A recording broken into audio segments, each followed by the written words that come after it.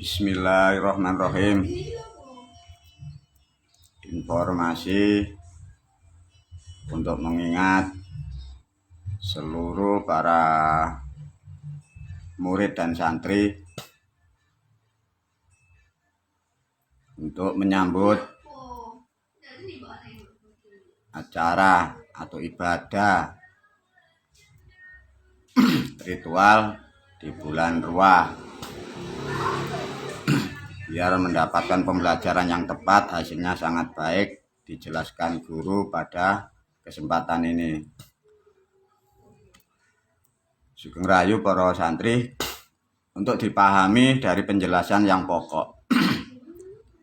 Mengapa kita harus melakukan ibadah upacara ritual bulan Ruah? Sebagai bahan pengertian sedikit, begini. Manusia yang hidup di alam yang nyata atau di suatu wilayah atau dalam keadaan di muka bumi, hidupnya meliputi ruang dan waktu disebut penanggalan atau kalender. Berjalan nilai satuan per tahun, karena 1 tahun itu 12 bulan. Nah, untuk sampai ke titik 8 diberi nama oleh leluhur dulu Ruah.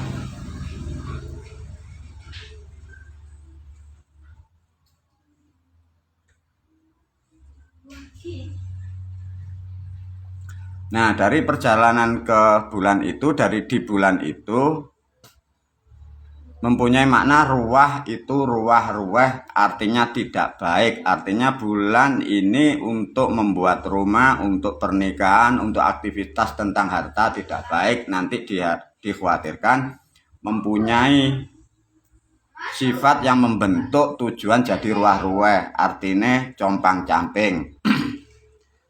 Dari aspek sisi lain, dari kehidupan atau roh, ruah maknanya arwah.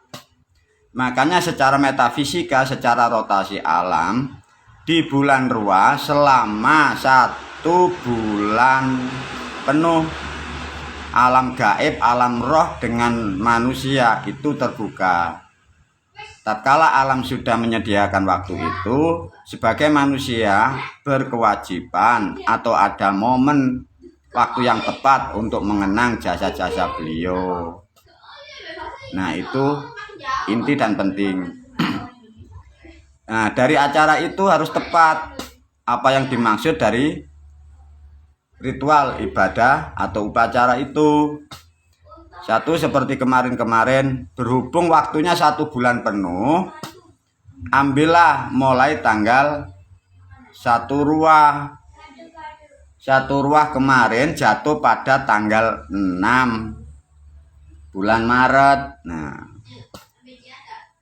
itu sampai nanti terakhir sampai tanggal 3 April. Berhubung waktunya panjang, jangan diambil di tanggal yang akhir. Nanti bersamaan, nanti cari alat, cari bunganya, dan di tempatnya nanti berjubel-jubel. Ambil sebelum tanggal 3 April, terserah waktunya, pilih yang longgar. Cara yang tepat begini caranya yang tepat. Nomor 1, kita akan interaksi dengan alam roh. Alat-alatnya harus sesuai dengan alam roh yang dimaksud itu. 1, namanya wewangian. Wewangian bisa meliputi yang paling pokok secara alamiah kembang atau bunga sekar. Bunga sekar bisa sekar telon, sekar wangi, itu yang pokok. Terus bisa ditambahkan dupa atau kemenyan atau minyak, disesuaikan.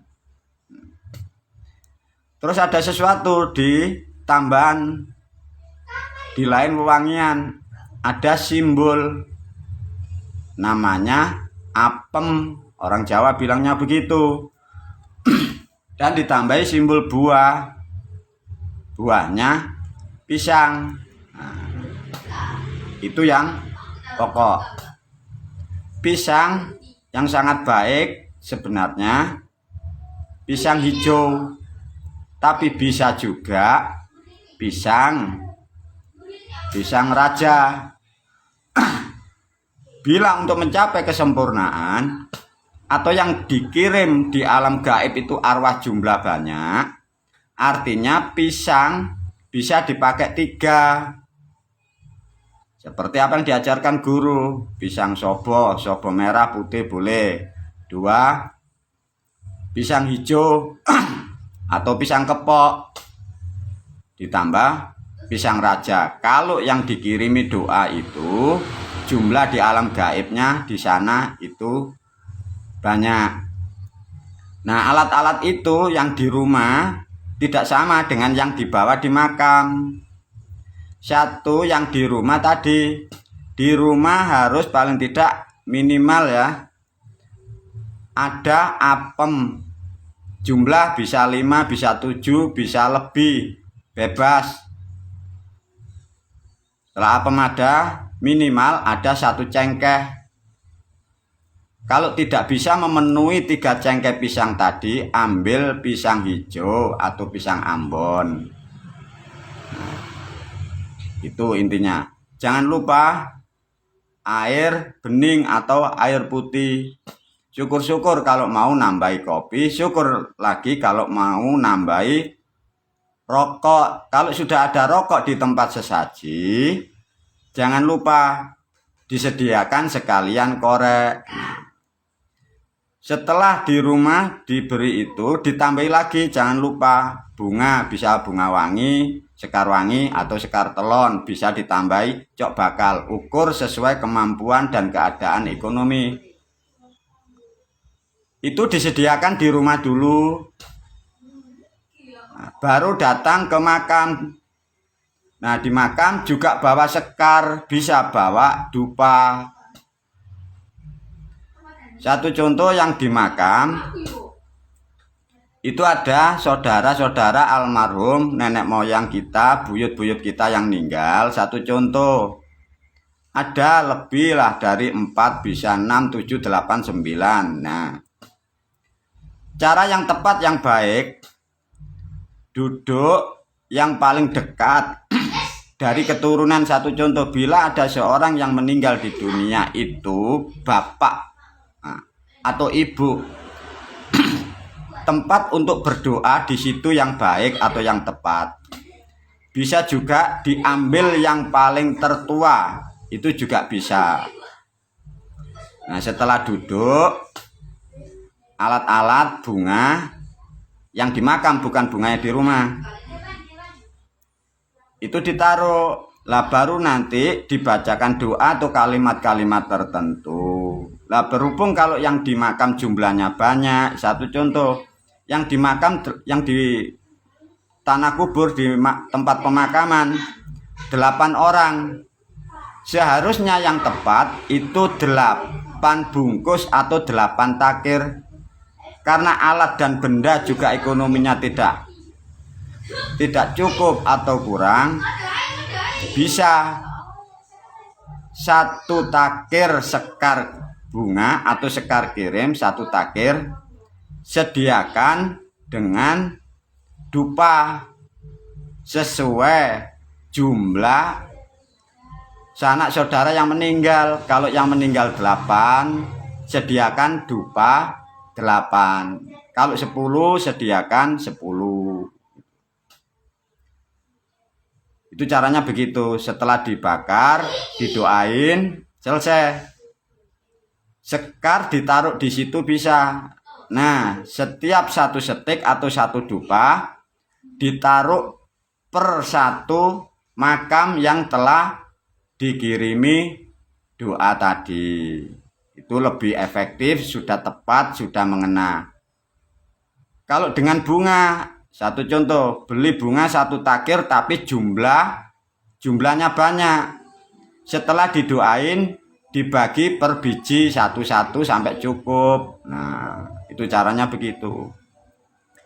Untuk acara yang tepat, yang benar di tanah makam, Di kitab-kitab dari agama sudah diterangkan, tatkala kalian mendoakan almarhum atau kalian berdoa dimanapun, Anda harus menghadap kepada kiblatnya. Ini untuk dipahami, yang dimaksud kiblat itu arah yang dituju, bukan kiblat Ka'bah. Berhubung di tanah makam kiblat yang dituju adalah almarhum, makanya yang kirim doa wajib dan harus menghadap kepada si almarhum. Berhubung di Pulau Jawa rata-rata manusia yang beragama Islam itu dihadapkan ke barat, kepalanya di utara. Artinya pihak pengirim doa, yang kirim doa harus menghadap ke timur. Maknanya begitu. Semoga hasilnya nanti bisa sesuai yang diajarkan oleh ilmu. Berhubung tubuh manusia di kuburan, di makam, itu bisa diprediksi, bisa dilihat, bisa dianalisa. Kalau panjangnya 2 meter, kita tahu di mana kepala orang tua, di mana madaran, di mana perut, di mana kaki, di mana suku. Sebagai layaknya manusia menghadap kepada yang meninggal. Artinya yang tepat itu di suku atau di kaki, tempat untuk berdoa. Nah itu. Kalau mau agak ke tengah boleh, di perut, tidak boleh tepat dengan kepala, itu juga tidak boleh. Dan setelah alat-alat dibuka atau sudah dibakar dupanya, jangan lupa di setiap tanah makam itu ada namanya penguasa kampung atau danyang. Itu wajib dan harus disebut. Nah, assalamualaikum danyang desa, itu satu contoh. Untuk password, untuk yang di alam kubur ditambahi assalamualaikum ya ahlil kubur, baru disebut nama si almarhum. Satu contoh, assalamualaikum ya ahlil kubur, Bapak A, Bapak B, Bapak B, Bapak C, Bapak D, terus. Nah lagi yang wanita, assalamualaikum ya ahlil kubur, kalau ibu khusus wanita. Dijamak bisa, satu contoh, assalamualaikum ya ahlil kubur, disebut yang laki semua, assalamualaikum. Wanita semua bisa, dijamak langsung, assalamualaikum ya ahlil kubur, si A, si B, si B, terus begitu. Lalu dibacakanlah kalimat-kalimat yang baik. Kalimat-kalimat yang baik sesuaikan dengan yang Anda mengerti dari kalimat itu. Satu contoh, kalau kalian orang Jawa pakai bahasa yang santun, bahasa yang baik, yang sopan. 2, kalau kita anak-anak sekarang tidak bisa menggunakan bahasa Jawa yang tepat, ajari dengan bahasa Indonesia, bahasa nasional yang mudah dimengerti. Bagi yang kalian memahami atau yang sering suka memakai bahasa-bahasa Quran, nasihat guru cukup surat Al-Fatihah 1 kali, surat An-Nas 1 kali, baru surat Falak 1 kali, surat Ikhlas 1 kali, sudah cukup. Jangan ditambah-tambahin yang lain-lain, nanti tambah rusak. Di Indonesia banyak yang tidak ngerti, semua dibaca, tahlil semua dibaca, yasin semua dibaca. Itu salah, malah berbenturan di sana, nanti tidak ketemu yang dimaksud. Nah, bagi yang tidak bisa mengerti atau ingin mengucapkan kalimat-kalimat Quran dengan untuk mengirim 1 Al-Fatihah sudah cukup. Nah, itu yang inti dan paling penting. Nah, setelah dari makam, kalau berdoa baru pulang. Nah, pulang, alat-alat tadi yang di rumah, yang disediakan tadi, baru dibaca atau dikirimi doa. Satu contoh yang ada di rumah, alat ubur rampe tadi. Ada sekar, ada bunga itu tadi, ada buah, pisang, ada air putih, ada kopi, ada rokok. Cara berdoanya juga juga sangat mudah, tidak usah sulit-sulit. Yang penting satu, gading-gading yang masih tertutup dibuka, yang sudah terbuka dari pasar, dari tempat beli sudah biarin. Baru pisang jangan lupa satu cengkeh dikupas 1 atau 2 atau 3, harus dikupas sebagai simbol bahwa itu disediakan untuk si almarhum. Satu contoh disebut. Untuk berdoa apapun, kalau sudah ada alat jangan lupa disebut diri pribadi. Satu contoh, assalamualaikum marmarti kakang kawadi hari-hari ketipu sedulur kukang sinorowedi. Nah baru disebut tadi yang di makam semua. Ada 20 orang atau berapa yang kalian sebut semua. Satu contoh, assalamualaikum danyang desa begini, assalamualaikum ya alil kubur, bapak ibu saudara yang meninggal tadi. Baru saya sediakan apem, saya sediakan pisang hijau, saya sediakan air. Ini sebagai terima kasih saya kepada panjenengan, kepada beliau. Barangkali ada kurang dan lebih, saya selaku anak cucu, selaku manusia mohon maaf. Semoga panjenengan yang di alam sana mendapatkan tempat yang terbaik. Semoga saya di dunia menjadi manusia yang terbaik, dimudahkan perjalanan hidup, dimudahkan mencari rezeki, dimudahkan jadi keluarga yang damai dan tentram. Nah, itu intinya begitu. Bahasa nanti terserah. Dan untuk pemahaman dari alat-alat itu, biar kalian paham. Mengapa guru kok ada kalimat, ada alat-alat seperti itu? Kalau bunga ada pembelajaran lain nanti. Intinya di situ ada apem atau pisang. Apem itu bahasa Jawa dulu diarani dimaknai sebagai simbol. Apem ada yang mengatakan afwan, ampunan. Nah, pisang itu dimaknai gedang, gedang iku saged padang. Dengan adanya ampunan dari Tuhan yang kita doakan dan yang mendoakan, kita mendapat penerangan dalam kehidupan, perjalanan hidup terang, artinya tidak banyak halangan. Itu maksudnya. Nah, apem ada simbol sebagai untuk hormat, mengingat jasa-jasa manusia atau orang wanita seluruh dunia. Nah, sama pisang itu simbolnya laki-laki. Artinya dengan ritual adanya pisang, kita mengenang, menghormati, dan berterima kasih kepada makhluk atau orang atau manusia laki-laki seluruh dunia.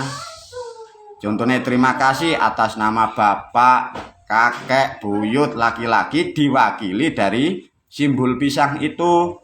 Terima kasih kepada ibu, nenek, buyut, cangga wedok, makhluk semua seluruh dunia. Kita sebagai umat Islam itu memakai simbol itu, membuktikan, menandakan bahwa kita berterima kasih kepada beliau dengan bukti dan otentik ada.